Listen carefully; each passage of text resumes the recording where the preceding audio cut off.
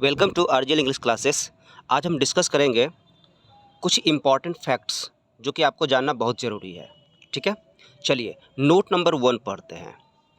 Reporting verb में object ना हो, यानी कि कभी कभी ऐसा होता है कि रिपोर्टिंग वर्ब में ऑब्जेक्ट नहीं रहता है और रिपोर्टेड स्पीच में सेकेंड पर्सन का कुछ भी आ जाए, यानी कि यू से बना हुआ कुछ भी आ जाए, तब इनडायरेक्ट बनाते समय हम अपने मन से एक ऑब्जेक्ट का प्रयोग कर देंगे।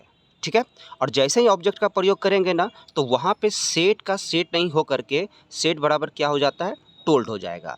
ठीक है, जैसे कि देखिए आप सी सेट यू, अगर हम पहले फॉर्मूला की तरह से बदलते हैं तो फिर देखिए क्या होता। सी का सी लिखते, सेट का सेट लिखते, कॉमा इन्वर्टेड कॉमा बराबर दैट हो जाता।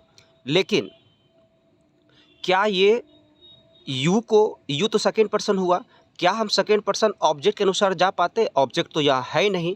इसीलिए कहता है कि अगर आपका रिपोर्टेड स्पीच में सेकेंड पर्सन का कुछ भी आ जाए और रिपोर्टिंग वर्ब में ऑब्जेक्ट ना रहे, तब अपने मन से हम ऑब्जेक्ट लगा दिए। तो अपने मन से क्या लगा दिए? मी लगा दिए, कोमा इन्वर्टेड कोमा बराबर दैट लगा दिए।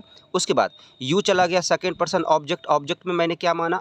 मी, तो उसका सब्जेक्ट यहाँ पे क्या हो जाएगा? आई। EJMR को हम किस में चेंज कर देंगे? वाज वेयर में, और फिर प्लेइंग का प्लेइंग कर देंगे।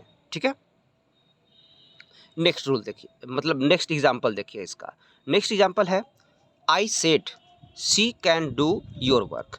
इसके पास तो ऑब्जेक्ट नहीं है। ठीक है, इसमें देखिए क्या सेकेंड पर्सन का कुछ है? हाँ, यहाँ पे आया हुआ है।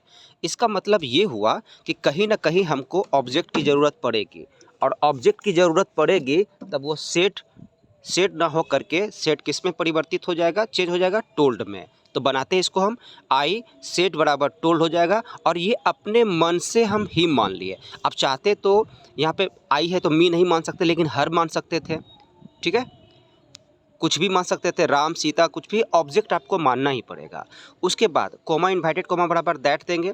सी कौन सा पर्सन है? थर्ड पर्सन, तो नो चेंज, पहले की तरह फॉर्मूला चलते रहेगा ये। अच्छा, कैन को किस में चेंज करेंगे हम? कुड में। डू का डू, योर किससे बना हुआ है? सेकेंड पर्सन, सेकेंड पर्सन किसके अनुसार? ऑब्जेक्ट के अनुसार। अब मैंने ऑब्जेक्ट क्या माना? मैंने ऑब्जेक्ट माना है हिम को, तो यहाँ पे यू से योर बना, तो हिम मतलब ही होता है, तो ही से क्या बन जाएगा? हिज। उसके बाद वर्क का वर्क। नेक्स्ट सेंटेंस देखिए, Ram said I don't love you. इसमें तो ऑब्जेक्ट नहीं है, लेकिन सेकेंड पर्सन का कुछ भी पार्ट्स आ गया हो, तब इसका मतलब हमको ज़रूरत पड़ेगी किसकी भाई? ऑब्जेक्ट की। तो मैंने ऑब्जेक्ट मान लिया, राम का राम, सेट का टोल्ड दे दिए क्योंकि यहाँ पे ऑब्जेक्ट मिल गया हमको, कोमा इन्वर्टेड कोमा बराबर that, I first person subject के अनुसार। तो सब्जेक्ट में आपका क्या है? राम है, तो राम लड़का हुआ, तो इसके लिए क्या लगाएंगे हम? ही लगाएंगे। डू नॉट को किस में चेंज करेंगे हम? डिड नॉट में चेंज करेंगे। लव का लव हो जाएगा, यू सेकेंड पर्सन ऑब्जेक्ट के अनुसार, और हमने ऑब्जेक्ट को क्या माना है? मी, तो ये भी ऑब्जेक्ट में है, ये भी मी भी ऑब्जेक्ट में, तो यहाँ पे मी हो गया। ये था आपका पहला कंडीशन। दूसरा कंडीशन में क्या है?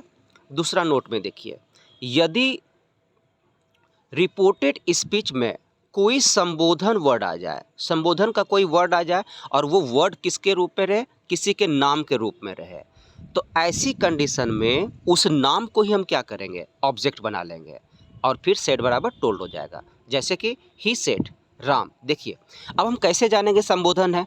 तो ये देखिए, नाम के बाद कोमा लगा हुआ है, इसका मतलब ये संबोधन का वर्ड है, और यही संबोधन वर्ड को हम क्या करेंगे? इनडायरेक्ट में ऑब्जेक्ट बना लेंगे। ओके, अब इनडायरेक्ट में जैसे ही ऑब्जेक्ट बनाएंगे ना हम, तो ये देखिए इसका क्या बनेगा? इसका बन जाएगा ही टोल्ड राम को हम क्या बना लिए? ऑब्जेक्ट बना लिए, कोमा इन्वर्टेड कोमा बराबर दैट हो गया, यू सेकेंड पर्सन ऑब्जेक्ट के अनुसार, ऑब्जेक्ट में मैंने राम को माना तो ही हो गया। EJMR को वाज वेयर में, माई फर्स्ट पर्सन सब्जेक्ट के अनुसार, सब्जेक्ट में क्या है? ही, आई से माई बना तो ही से क्या बन गया? हीज, और उसके बाद बेस्ट फ्रेंड बन गया ये। उसी प्रकार आपका नेक्स्ट एग्जाम्पल है, Sita said I love you very much. खुशी। अब देखिए ये वर्ड जो आया हुआ है ना, जरूरी नहीं कि आपको आगे में ही आएगा।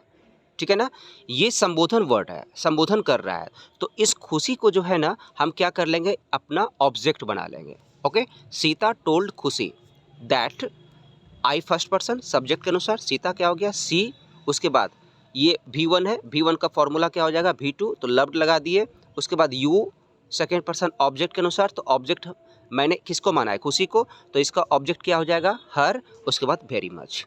ठीक है, ये था आपका कुछ इंपॉर्टेंट फैक्ट्स। अब इनमें से भी कुछ जो वर्ड्स होते हैं वो उनमें से कुछ वर्ड आ जाते हैं, जैसे कि ओ, वेल, ओके, जिसका प्रयोग करते हैं हम, तो कुछ मत करना है, इस वाले वर्ड को हमको हटा देना है, बाकी सेम प्रोसेस चलेगा। देख लीजिए, ही सेड, यहाँ पे वेल लगा दिए, उसके बाद मोहन को लगाए, एड्रेसिंग वर्ड आ गया, उसके बाद फिर यहाँ से सेंटेंस शुरू हुआ है। तो इस मोहन को हमने क्या किया, इसको ऑब्जेक्ट बना लिया, लेकिन ये वेल को क्या करेंगे, हम खत्म कर देंगे, लोप कर देंगे, हटा देंगे, बाकी सेम प्रोसेस चलेगा। दैट का that, you second person object में मैंने क्या माना, मोहन को माना, तो ही हो जाएगा। हैव को हैड में चेंज कर देंगे, वॉन का वॉन, द मैच।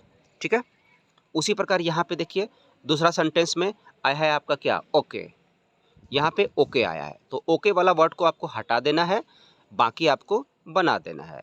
देखिए ही, अब यहाँ पे थोड़ा सा देखिए, मैंने टोल्ड नहीं माना इसमें, क्यों, क्योंकि यहाँ पे सेकेंड पर्सन का कुछ भी नहीं है, ना तो सेकेंड पर्सन का कुछ है और ना ही कोई इसका एड्रेसिंग वर्ड है, यानी कि नाम के रूप में कुछ नहीं आया है। तो इसका मतलब ये हो गया कि जो प्रोसेस चलने देते, ही का ही, सेट का सेट, ओके का वर्ड हट जाएगा, आई फर्स्ट पर्सन सब्जेक्ट के अनुसार, तो ही हो गया, ही के साथ आई के साथ विल लगा हुआ है, तो इसका देखिए आई के साथ विल अवश्य का माने दे रहा है, तो उसी प्रकार ही के साथ सेल लगता, सेल को हम किस में कर दिए, शुड में कन्वर्ट कर दिए, कम का कम, अगेन का अगेन, टुमारो का द नेक्स्ट डे। ठीक है, अब सबसे पहली बात होता है क्या कि हम ऑब्जेक्ट माने या ना माने, कैसे पता चलेगा माने या ना माने, तो वही बात आता है कि इसके पास ऑब्जेक्ट तो नहीं है, क्या सेकेंड पर्सन का कुछ है, तो नहीं है, तो इसका मतलब हम ऑब्जेक्ट को नहीं मानेंगे और सेड बराबर सेड ही हो जाएगा। लेकिन यहाँ पे देखिए, she said I can help you, second person का कुछ आ गया ना, और इनके पास अपना कुछ ऑब्जेक्ट ही नहीं है, तो इसका मतलब ये हो गया कि अब हमको यहाँ पे ऑब्जेक्ट मानना पड़ेगा। ठीक है, और जैसा ही ऑब्जेक्ट मानेंगे तो देखिए इसका बनेगा, सी told me that, I first person subject के अनुसार, तो क्या हो गया, सी, कैन को किस में, कुड में, हेल्प का हेल्प में चला जाएगा, और मी फर्स्ट पर्सन सब्जेक्ट के अनुसार, सॉरी यहाँ पे यू है, तो यू सेकेंड पर्सन ऑब्जेक्ट के अनुसार, ऑब्जेक्ट में क्या माने हम, मी, तो ये मी आकर के यहाँ पे उतर जाएगा।